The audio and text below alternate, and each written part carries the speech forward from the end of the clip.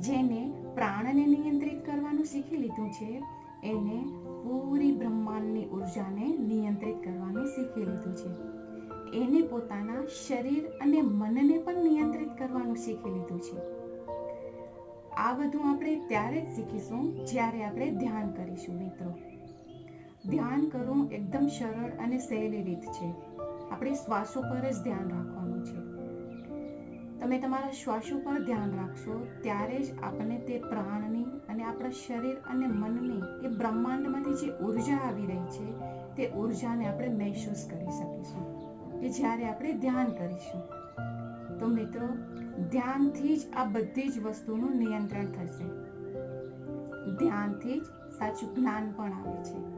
જ્યારે તમે ધ્યાન કરશો ને ત્યારે તમારું જ્ઞાન પણ વધી જશે.